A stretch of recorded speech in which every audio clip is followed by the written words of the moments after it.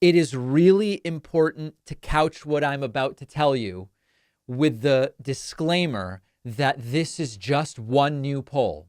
But there is a new poll that finds that the candidacy of Robert F. Kennedy Jr. for the presidency of the United States hurts Donald Trump more than it hurts Joe Biden.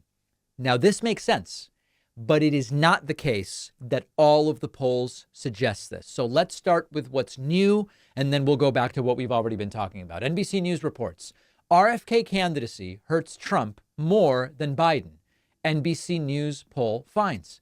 The finding, which contrasts with a number of other national polls, comes amid concerted Democratic efforts to prevent Kennedy from harming Biden's campaign.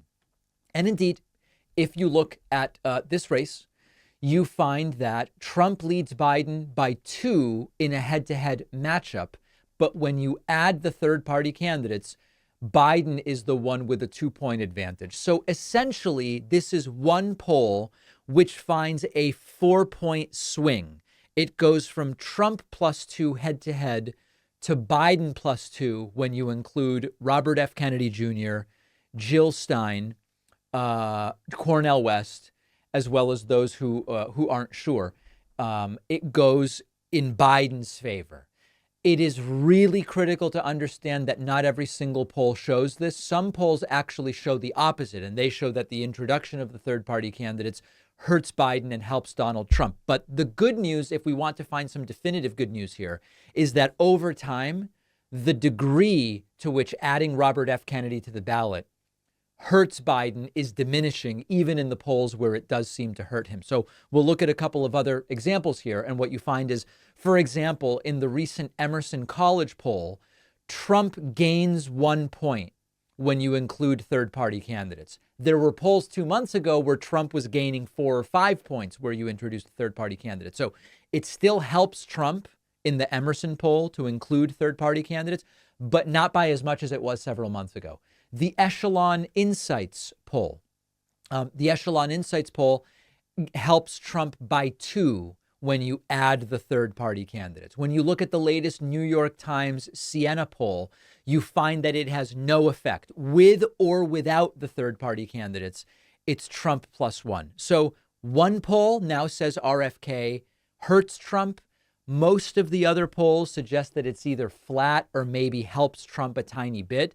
But the important takeaways are, number one, it should be the case, if people actually understood the role and the positioning of Robert F. Kennedy Jr.'s presidential race, it should be the case that when you add Kennedy, it hurts Trump. And what I mean by that is that RF Kennedy Jr. at this point financially is being boosted almost exclusively by right-wing voices, funded by major right-wingers who don't like what it is that Trump is bringing to the table, and understandably so. Much of the rhetoric against the deep state, claiming to be anti-establishment, but in a very particular and narrow way, this really mirrors Donald Trump. And functionally, even though Robert F. Kennedy Jr. is from a well-known Democratic family, the Kennedys, even though most of his life he has been what we would nominally describe as a Democrat, the reality is, if people understood what his candidacy represented, he should be siphoning off votes from Trump and not from Joe Biden.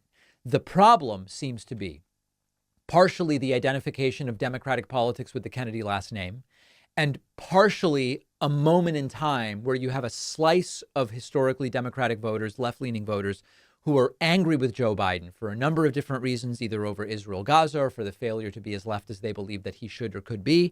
And so it does very much have the potential to hurt Joe Biden. What I hope continues to happen is that as left-leaning, Democratic-leaning voters realize what's at stake here, and that a vote for RFK Jr.